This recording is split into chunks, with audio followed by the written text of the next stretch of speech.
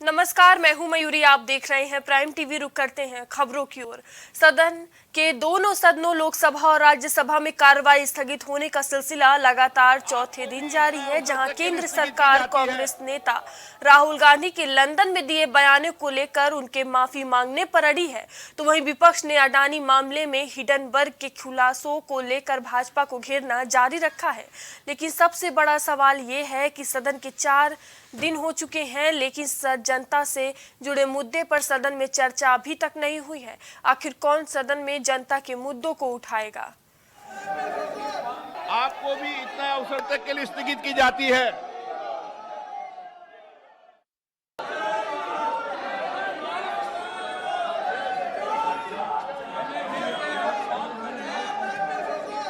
आपको भी इतना अवसर तक के लिए स्थगित की जाती है।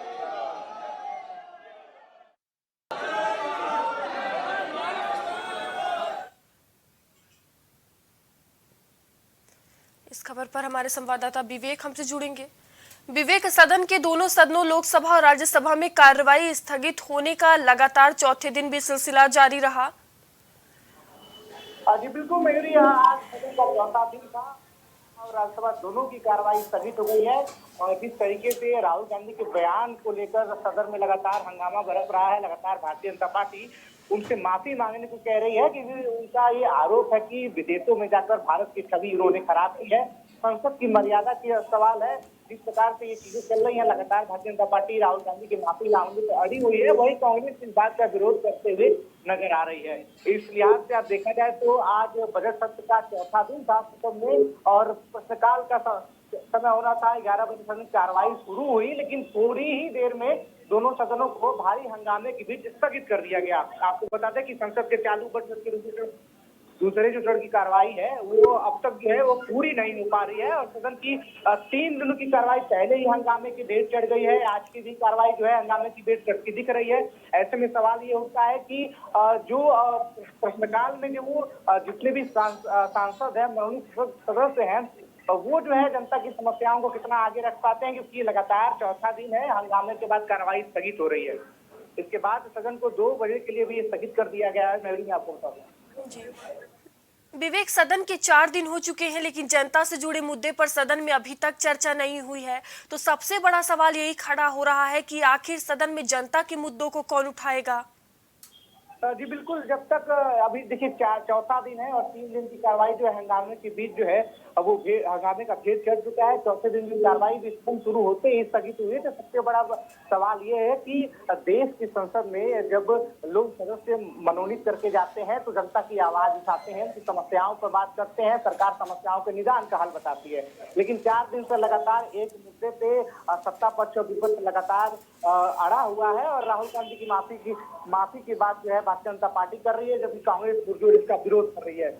वहीं कांग्रेस का कहना है कि अडानी और हिडनबर्ग रिपोर्ट के आने के बाद अडानी का जो मामला है उस पर जेपीसी का गठन किया जाए, जबकि सरकार जो है कांग्रेस के इस तथ्य को नकार रही है। मैं आपको बता दूं, इसके पहले भी जेपीसी का गठन हो चुका है। राजीव गांधी ने कराया था, नरसिम्हा राव ने कराया था, लेकिन कुछ खास फायदा इस जेपीसी के गठन से नहीं हुआ है। लेकिन कांग्रेस अभी भी अपने मुद्दे पर बरकरार है। वहीं भारतीय जनता पार्टी चाहती है कि पहले राहुल गांधी इस देश से माफी मांगे, देश के संसद से माफी मांगे, उसके बाद आगे की कार्रवाई। जी विवेक, देखा जाए तो कार्रवाई 2 बजे तक के लिए स्थगित की गई है सदन की। अभी 2 बजे बाद फिर से शुरू होगी, तो क्या फिर से हंगामे के आसार हैं? जी बिल्कुल, लगातार हम चौथे दिन ये देख रहे हैं कि हंगामा जो है लगातार खड़ा हो रहा है। राहुल गांधी की माफी को मांगने को लेकर लगातार भारतीय जनता पार्टी अड़ी हुई है। वहीं कांग्रेस कह रही है कि राहुल के बहाने वो अडानी और हिडनबर्ग का जो मामला है, मुडानी का जो मामला है, उस पे बात करने से सरकार बच रही है, इसीलिए वो राहुल गांधी के मामले को ज्यादा तूल दे रही है और जेपीसी की मांग जो कांग्रेस ने की है उससे ध्यान हटाने के लिए इस मामले को ज्यादा तूल दिया जा रहा है। सरकार नहीं चाहती है कि संसद में अडानी से बात हो, हिडनबर्ग की रिपोर्ट की बात हो। इस प्रकार से इस मुद्दे को ज्यादा तूल दिया जा रहा है भारतीय जनता पार्टी के द्वारा। जी धन्यवाद विवेक, तमाम जानकारियों के लिए।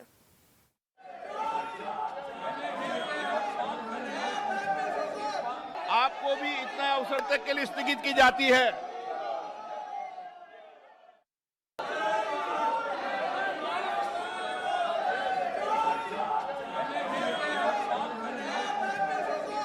आपको भी इतना अवसर तक के लिए स्थगित की जाती है। लोकसभा चुनाव के लिए समाजवादी पार्टी भी रणनीति बनाने की तैयारी में जुट गई है। समाजवादी पार्टी की राष्ट्रीय कार्यकारिणी की 3 दिवसीय महत्वपूर्ण बैठक 17 मार्च से कोलकाता में होने वाली है। इस बैठक को सियासी नजरिए से काफी अहम माना जा रहा है, क्योंकि इस बैठक में मिशन 2024 के लिए सपा की रणनीति तैयार की जाएगी। इसके लिए आज राष्ट्रीय महासचिव शिवपाल यादव, स्वामी प्रसाद मौर्य, राम गोपाल यादव और तमाम अन्य बड़े नेताओं के साथ अखिलेश यादव पश्चिम बंगाल रवाना होंगे। बता दें कि कोलकाता में बैठक के बाद ममता बनर्जी से भी मुलाकात हो सकती है।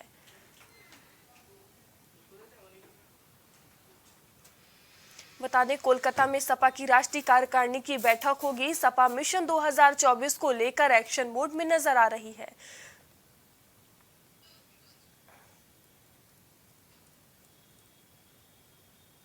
और इस खबर पर हमारे संवाददाता विवांशु हमसे जुड़ेंगे। विवांशु, 2024 के चुनाव को लेकर समाजवादी पार्टी एक्शन मोड में नजर आ रही है। राष्ट्रीय कार्यकारिणी की 3 दिवसीय महत्वपूर्ण बैठक 17 मार्च को कोलकाता में होने वाली है। क्या कुछ अहम होने वाला है इसमें? जी मयूरी, आपको बता दें कि लोकसभा और साथ ही साथ समाजवादी पार्टी जो हाल फिलहाल के दिनों में कांग्रेस पार्टी को लेकर बयान दी है, जिससे साफ है कि सपा और आरएलडी और साथ ही अगर गठबंधन में कोई और हिस्सा होता है तो ये थर्ड फर्स्ट के तौर पर अखिलेश यादव लगातार इशारा कर रहे हैं कि हम लोकसभा के चुनाव में तीसरे मोर्चे के तहत हम चुनाव लड़ेंगे। आपको बताएं कि इसको मद्देनजर रखते हुए जहां पार्टी में अगर हाल फिलहाल में बात की जाए तो 63 पदाधिकारियों की नामों की घोषणा हुई। एक बार फिर अगर बात की जाए तो राम गोपाल यादव को राष्ट्रीय महासचिव की जिम्मेदारी दी गई। उसके ठीक बाद अगर बात की जाए तो कार्य समिति की बैठक हुई थी, जिसमें तमाम जो समाजवादी पार्टी के नेता थे उन्होंने अखिलेश यादव को अध्यक्ष पद का जिम्मा एक बार फिर दिया था। उसके बाद से राष्ट्रीय कार्य समिति की बैठक हो रही है। आपको बताएं कि जब से पदाधिकारियों की घोषणा हुई है और राष्ट्रीय अध्यक्ष अखिलेश यादव को फिर से बनाया गया है, तब से ये राष्ट्रीय कार्यकारिणी की पहली बैठक है।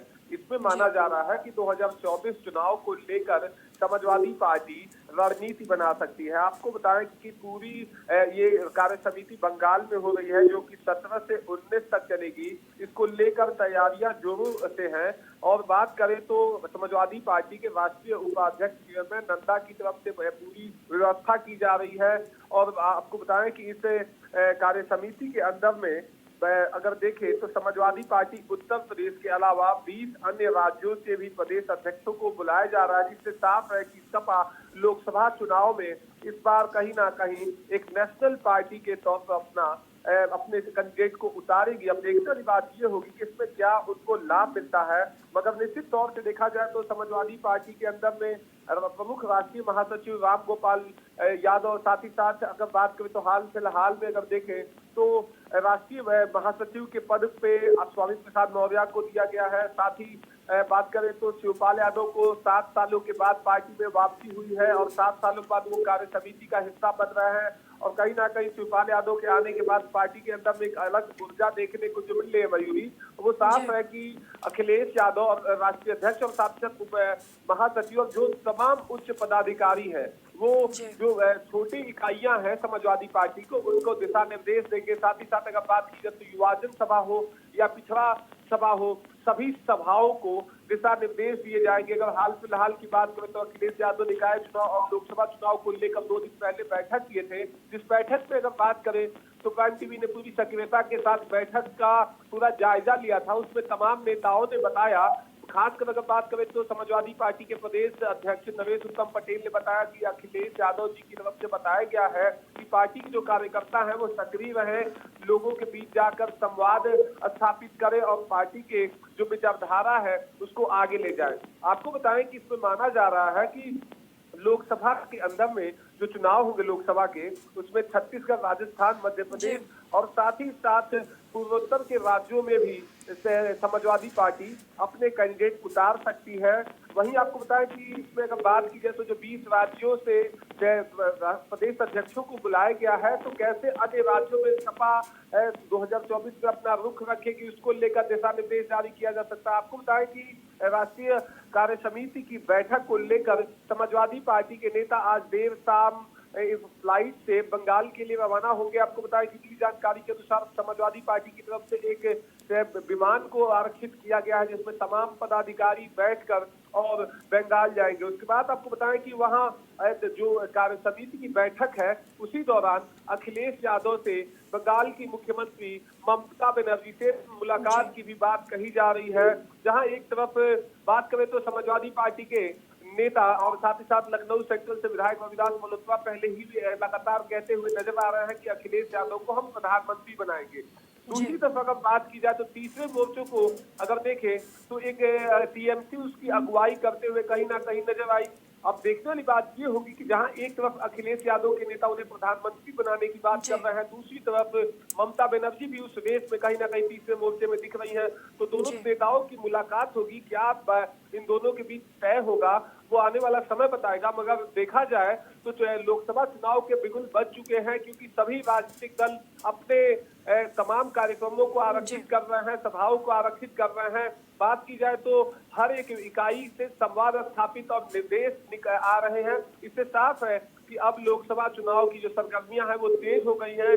अब देखने वाली बात ये होगी कि समाजवादी पार्टी जो कार्य समिति की बैठक जो कर रही है बंगाल के अंदर में, वो उसमें क्या दिशा निर्देश दिए जाते हैं और क्या जिम्मेदारियां तय की जाती हैं। इस बार अगर देखा जाए तो 2022 लोकसभा से तो समाजवादी पार्टी काफी बदली हुई नजर आ रही है। विवांशु, जिस तरह सभी नेता 2024 को लेकर सपा के बड़े नेता रणनीति बनाने में लगे हुए हैं और देखा जाए तो इस बार सपा को शिवपाल यादव का भी साथ मिल गया है, तो क्या कुछ बदलाव देखने को मिलेगा?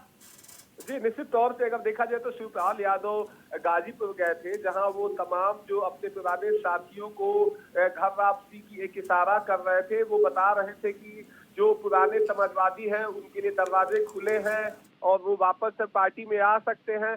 तो इससे साफ है कि सपा में वापसी के बाद शिवपाल यादव पार्टी में जो पुराने नेता हैं, जो कहीं ना कहीं पार्टी को छोड़कर और दूसरे दलों के साथ जाकर अपना काम कर रहे हैं, राजनीति कर रहे हैं, उन्हें एक इन्विटेशन के तौर पर समाजवादी पार्टी के राष्ट्रीय महासचिव शिवपाल यादव उन्हें आमंत्रित करते हुए नजर आ रहे थे। देखने वाली बात ये होगी कार्य समिति की बैठक के बाद, जहां आपने देखा कि कितने नए पदाधिकारियों को घर वापसी होती है। क्योंकि बीते दिन अगर बात की जाए तो सीतापुर के कई दिग्गज नेता जो समाजवादी पार्टी से निष्कासित थे शिवपाल यादव की पार्टी छोड़ने के बाद, और उनकी वापसी हुई तो तय है, इससे साफ है कि जो भी सपा में शिवपाल यादव खेमा के नेता हैं वो कहीं ना कहीं सपा में वापसी कर सकते हैं। और निश्चित तौर से समाजवादी पार्टी में शिवपाल यादव के आने के बाद जो उनके पार्टी का संगठन है उसमें लगातार दौरे कर रहे हैं, तो उनका कद भी बढ़ा है। तो देखने वाली बात होगी इसका परिणाम क्या होता है। मगर समाजवादी पार्टी पूरी तरह से बदली हुई नजर आ रही है। जाति जनगणना की मांग को लेकर लगातार जहां विधानसभा में बात कर रही है, वहीं अगर बात की जाए तो आपने देखा कि कल नरेश उत्तम पटेल जो कि समाजवादी पार्टी के प्रदेश अध्यक्ष है, उनकी तरफ से 69,000 शिक्षकों को बुलाकर एक प्रेस कॉन्फ्रेंस की गई। उसमें भी जाति जनगणना के साथ साथ जो ओबीसी और एसटी को लेकर उन्होंने बयान दिया कि ओबीसी एसटी का तिरस्कार कर रही है भाजपा और अधिकारियों की मिलीभगत से अभ्यर्थियों को नौकरी नहीं मिल रही है। तो साफ है कि जो समाजवादी पार्टी है वो ओबीसी और साथ ही साथ एसटी वोट बैंक में लंबे तरीके से सेंधमारी की तैयारी में है। क्योंकि देखा जाए तो 2019 के चुनाव में भारतीय जनता पार्टी को 2014 के चुनाव में ओबीसी और एसटी समाज का भारी वोट मिला था और जो क्षेत्रीय दल है उन्हें काफी नुकसान हुआ था। मगर समाजवादी पार्टी अपना होमवर्क चुनाव से पहले इस तरीके से कर रही है कि जो उनके कोर वोटर हैं उनको वापस से रिझाने को लेकर कई फैसले बना रही है, अलग अलग मोर्चों पर नेता को तैनात कर रही है। अगर बात की जाए तो ओबीसी एसटी समाज की लड़ाई को अगर देखें तो स्वामी प्रसाद मौर्य को जिम्मा दिया गया है। पार्टी के कहीं ना कहीं स्थापित करने के लिए वापसी जो नेता रूठे हैं उनको वापस लाने के लिए शिवपाल यादव को जिम्मेदारी दी गई है। वहीं अगर बात की जाए तो जाति जनगणना की मांग को में रफ्तार लाने को लेकर पिछड़ा प्रकोष्ठ के अध्यक्ष राजपाल यादव को जिम्मेदारी दी गई है। साथ ही अब देखने वाली बात ये होगी कि जो समाजवादी पार्टी की जो नई टीम आई है वो 2024 चुनाव और उससे ठीक पहले उत्तर प्रदेश में निकाय चुनाव है जिसे सेमीफाइनल के तौर पर लोकसभा के गिना जा रहा है। इसमें साफ हो जाएगा कि क्या समाजवादी पार्टी का ग्रोथ है। अगर बात करें तो विधानसभा चुनाव में आपने देखा कि लगभग 30% वोट समाजवादी पार्टी को मिले थे। वहीं भारतीय जनता पार्टी लगभग 40 से लगभग 42% पाई थी। तो वोट के अंतरालों को देखें तो 10 से 11% का था। उस जो अंतर था समाजवादी पार्टी उसको भरने के लिए ये कहीं ना कहीं बैठक कर रही है, अपने पार्टी को स्थापित कर रही है। अब देखने वाली बात ये होगी कि जो समाजवादी पार्टी उत्तर प्रदेश के अंदर में एक अस्तित्व रखती है, साथ ही साथ अन्य राज्यों में भी कहीं ना कहीं 1-2 विधायक, और कहीं बात करें पूर्व में तो लगभग दर्जनों में विधायक बने हैं। और वो क्या समाजवादी जो पुरानी समाजवादी है जो अन्य राज्यों में भी स्थापित हुआ करती थी, क्या अखिलेश यादव उसे दोबारा से हासिल कर पाएंगे? और बात की जाए मयूरी तो अगर देखें तो तमाम जगत के लोग समाजवादी पार्टी से जुड़ते हुए आए हैं, चाहे फिल्म हो चाहे वो खेल हो, क्या उसी सब पैतरों को जो अगर देखें तो समाजवादी पार्टी के संस्थापक मुलायम सिंह का जो बताया हुआ राह है उससे पूरी तरह चलते हुए नजर आ रहे हैं, मगर कितना वो सफल होगा वो आने वाला समय बताएगा। और जो 20 राज्यों के प्रदेश अध्यक्षों को बुलाया गया है उसको क्या दिशा निर्देश दिया जाता है, वहाँ के क्षेत्रीय दलों के साथ क्या गठबंधन किया जाता है, इन सब चीजों को लेकर चर्चा भी होगी। और जो प्रदेश अध्यक्ष है उनको अपने प्रदेशों में जाकर समाजवादी पार्टी को मजबूत करने के लिए उन्हें सलाह भी दी जाएगी। और उन्हें तमाम जो दिग्गज नेता हैं, बड़े नेता हैं, जो समाजवादी चिंतकों को बुलाया गया, उनकी तरफ से पार्टी को आगे बढ़ाने को लेकर दिशा निर्देश भी जारी किए जा सकते हैं। जी धन्यवाद विवांशु तमाम जानकारियों के लिए।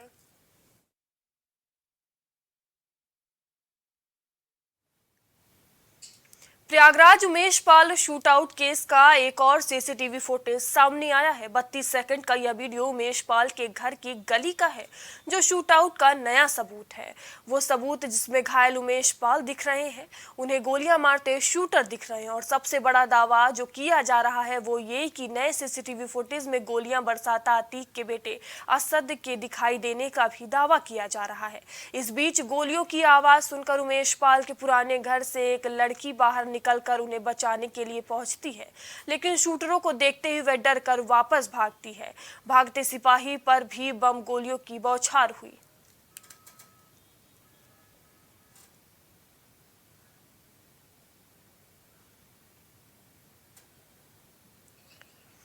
और इस खबर पर हमारे संवाददाता पवन हमसे जुड़ेंगे। पवन, उमेश पाल हत्याकांड में एक और सीसीटीवी फुटेज सामने आया है, क्या कुछ अपडेट है इसको लेकर? मयूरी, अगर पूरे घटना की सिलसिलेवार बात की जाए तो बीते 24 फरवरी को अधिवक्ता उमेश पाल को एमपी एमएलए कोर्ट से वापस लौटते समय हमलावरों ने गोली और बम मारकर मौत के घाट उतार दिया था। अगर पूरे घटना की बात की जाए तो आज करीब 19वां दिन है और आज एक नया सीसीटीवी फुटेज सामने आया है। ये जो वीडियो है इसमें करीब 32 सेकंड का ये वीडियो है। इसमें देखा जा रहा है कि उमेश पाल के गली के अंदर जिस घर के वो जाते हैं उसी गली के अंदर उन पर गोली बरसाई जाती है और घायल उमेश पाल हमलावर से जो है उनकी नोकझोंक होती है वो भी सामने देखने को मिली है इस वीडियो में।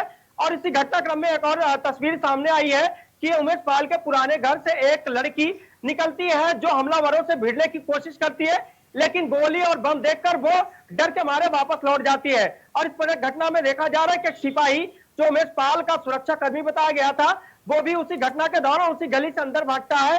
और इस पूरे घटना में जो सबसे बड़ी बात अभी तक सामने आई है, आज जो वीडियो सामने आया इसमें देखा जा रहा है कि जब उमेश पाल को गोली मारी गई है उस दौरान अतीक अहमद का बेटा असद जो है इस तस्वीरों में साफ तौर पर नजर आ रहा है। तो ऐसे में जो तस्वीर है वो साफ तौर पे असद को उस घटना में शामिल होने का पुख्ता सबूत दे रही है। और लगातार जो पुलिस की टीम है वो इस पूरे मामले का खुलासा करने के लिए लगी हुई है। लेकिन जिस तरीके से आज 19वें दिन ये वीडियो सामने आया है, एक नया इशारा जो है कर रहा है कि इस तरीके से दिन दहाड़े लगातार जो गोली और बम मारकर हत्या की गई थी और इस पूरे घटना में अभी तक जो पुलिस ने कार्रवाई की है वो लगातार जो है वो सवालों के घेरे में है, क्योंकि आज जिस तरीके से वीडियो सामने आया है ऐसे में असद तो उस घटना में शामिल होने का पुख्ता सबूत है। जी मयूरी। पवन, देखा जाए तो अभी इस पूरे मामले में असद की गिरफ्तारी भी नहीं हो पाई है और अभी एक और नया वीडियो सामने आ गया है, तो अब किस तरह से कार्रवाई की जाएगी? बिल्कुल, अगर कार्रवाई की बात की जाए तो कहीं न कहीं ये कार्रवाई जो है वो एक सवाल के घेरे में है, क्योंकि जैसे मैंने पहले बताया कि घटना का आज करीब 19वां दिन है और ऐसे में पुलिस के हाथ पूरी तरीके से खाली है। हालांकि पुलिस की जो टीमें हैं वो लगातार अतीक कंपनी के आसपास घूम रही है और अतीक के करीबियों के ऊपर बुलडोजर चला के कार्रवाई की गई और पूरे घटना के दौरान पुलिस ने अभी तक 2 अपराधियों को मुठभेड़ में मार गिराया है। लेकिन अभी तक ये जो दोनों अपराधी मुठभेड़ में मारे गए हैं उनकी भी पूरी तरीके से यह पुष्टि नहीं हो पाई है कि घटना में किस तरीके से वो शामिल थे। हालांकि पुलिस के अधिकारियों का कहना था कि उसमें से एक अपराधी है जिसने उमेश पाल को पहली गोली मारी थी, जबकि एक दूसरे अपराधी को मुठभेड़ के दौरान जिसको मार गिराया गया था, उसको पुलिस ने यह बताया है कि यह उस घटना के दौरान उसी क्रेटा कार को चला रहा था जिस क्रेटा कार से हमलावर उमेश पाल की हत्या करने गए थे। हालांकि अगर पूरे कार्रवाई की बात की जाए तो पुलिस की टीम लगातार प्रयागराज सहित अन्य जनपदों में, अन्य प्रदेशों में लगातार दबिश दे रही है। हालांकि कई स्थानों पर कई संदिग्ध लोगों को पुलिस द्वारा उठाया गया है, पूछताछ की जा रही है। एसटीएफ सहित क्राइम ब्रांच की तमाम टीमें जो है वो प्रयागराज सहित कई अन्य शहरों में लगातार काम कर रही है। लेकिन अगर कार्रवाई की बात की जाए तो निश्चित रूप से ये जो कार्रवाई है वो कहीं ना कहीं एक सवालिया निशान खड़ा कर रही है कि आखिर इतने बड़े घटनाक्रम को लेकर पुलिस का खुफिया तंत्र, पुलिस की इंटेलिजेंट टीम, पुलिस की एलआईयू क्या कहीं ना कहीं वो फेल नजर आ रही है। अगर पूरे बात को देखा जाए तो कहीं ना कहीं ये बात जो है दिख रही है कि पुलिस जो है उसकी कार्रवाई कहीं ना कहीं सवालों के घेरे में है, क्योंकि लगातार 19वां दिन है और ऐसे में एक नया वीडियो सामने आना ये एक सवाल खड़ा कर रहा है। जिस तरीके से वीडियो में दिख रहा है कि उमेश पाल को किस तरीके से गोली मारी गई है, और उस वीडियो में यह भी दिख रहा है कि उमेश पाल हमलावर से भिड़ते हुए नजर आ रहे हैं। और पूरे घटना के दौरान पुराने घर से एक लड़की निकलती है, वो भी हमलावर से भिड़ने की कोशिश करती है। उसी दौरान जो उमेश पाल का सुरक्षा कर्मी है वो भी गली की ओर भागता नजर आ रहा है। तो ये जो 32 सेकंड का वीडियो आज सामने आया है जरूर एक बड़ा जो है सबूत के तौर पर पुलिस के हाथ लगेगा। और निश्चित रूप से जिस तरीके से पुलिस की टीमें अतीक एंड कंपनी पर, अतीक के बेटों पर कार्रवाई करने के लिए लगातार काम कर रही है। जी पवन, ये तो देखने वाली बात होगी क्योंकि अब वीडियो भी सामने आ चुका है। प्रशासन किस तरह से जांच पड़ताल करता है। बहुत बहुत धन्यवाद आपका हमसे जुड़ने के लिए।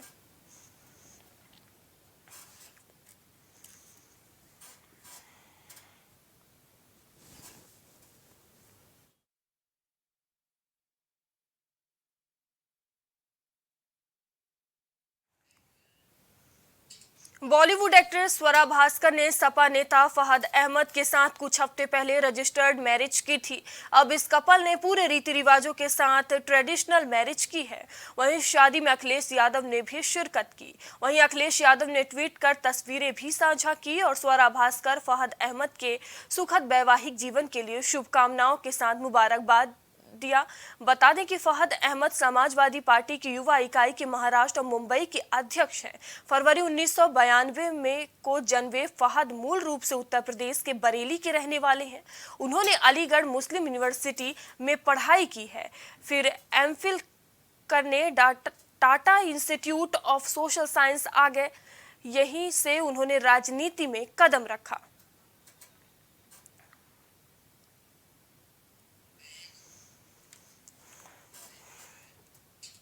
दिल्ली आबकारी नीति घोटाला मामले में भारत राष्ट्र समिति नेता और तेलंगाना के मुख्यमंत्री चंद्रशेखर राव की बेटी के कविता आज फिर ईडी के समक्ष पेश होंगी। इससे पहले बीते शनिवार को ईडी ने कविता से पूछताछ की थी।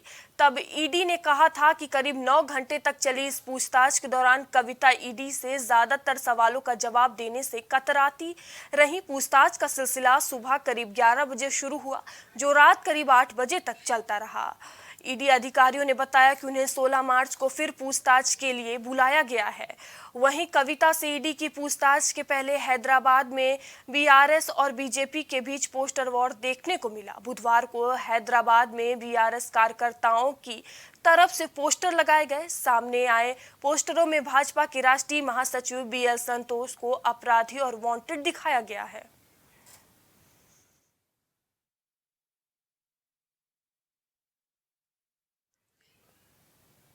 कश्मीर की पूर्व मुख्यमंत्री महबूबा मुफ्ती पूंछ द्वारा अचानक से सुर्खियां बटोर रही हैं। पूंछ दौरे के दौरान महबूबा मुफ्ती यहां के नवग्रह मंदिर गई थी। यहां महबूबा मुफ्ती ने न सिर्फ मंदिर में अंदर घूमकर निरीक्षण किया बल्कि शिवलिंग का जलाभिषेक भी किया। इसका वीडियो सामने आने के बाद सोशल मीडिया पर छा गया। वहीं इस वीडियो को भाजपा ने जम्मू कश्मीर चुनाव से पहले वोटरों को लुभाने के लिए पीडीपी अध्यक्ष की नौटंकी बताया है। इस वीडियो में महबूबा मुफ्ती पूंछ के नवग्रह मंदिर में भगवान शिव की पूजा कर उन्हें जलाभिषेक करती हुई दिखाई दे रही हैं। कौन खबर लिखा है?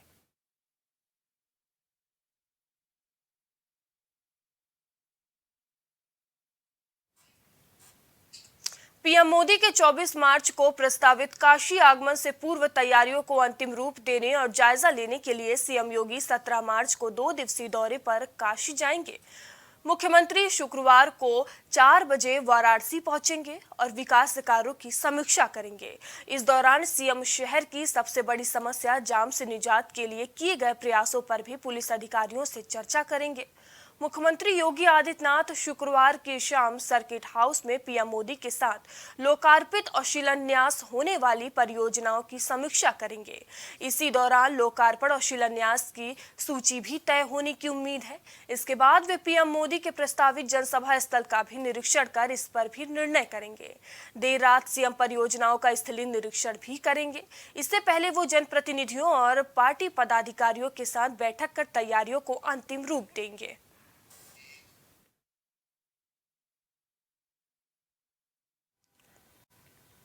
देश में H3N2 वायरस का प्रकोप बढ़ता जा रहा है। अब तक 8 से ज्यादा लोगों ने इस वायरस से जान गंवा दी है। वहीं यूपी में H3N2 इन्फ्लुएंजा को लेकर अलर्ट जारी कर दिया गया है, जहां सीएम योगी ने स्वास्थ्य विभाग को निर्देश दिए हैं कि H3N2 इन्फ्लुएंजा को लेकर अलर्ट मोड पर रहें। सभी जिलों में रोगियों के उपचार के लिए बेहतर व्यवस्था की जाए, हर रोगी की सघन निगरानी की जाए और दैनिक मॉनिटरिंग की जाए। आम लोगों को इसके लक्षण के बारे में जानकारी और बचाव के उपाय बताए जाएं। सीएम योगी ने कहा कि सभी जिलों में अस्पतालों में इसके लिए पर्याप्त संसाधन उपलब्ध कराए जाएं। अस्पतालों में 10-10 बेड के आइसोलेशन वार्ड बनाए जाएं और सैंपल की जांच के लिए जिन 13 लैब में व्यवस्था की गई है, वहां किसी भी चीज की कमी ना हो।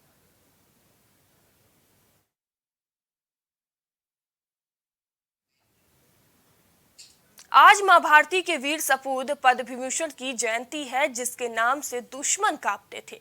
जी हां, हम बात कर रहे हैं देश के पहले सीडीएस जनरल स्वर्गीय बिपिन रावत जी की। आज 66वीं जयंती है। सीडीएस बिपिन रावत का जन्म 16 मार्च 1958 को उत्तराखंड के पौड़ी गढ़वाल में हुआ था। जनरल बिपिन रावत सीडीएस बनने से पहले भारतीय सेना के 27वें प्रमुख थे। बता दें कि जनरल रावत की 8 दिसंबर 2021 को एक हेलीकॉप्टर दुर्घटना में शहीद हो गए थे।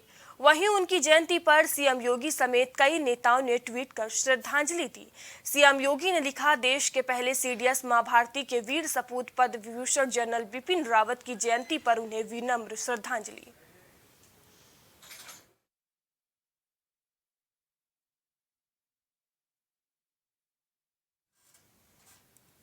अभी के लिए इतना ही। आगे आपसे फिर होगी मुलाकात। तब तक ले देखते रहिए प्राइम टीवी। नमस्कार।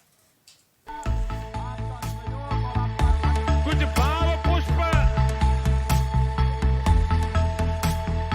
आप देख रहे हैं प्राइम टीवी, सच साहस सरोकार।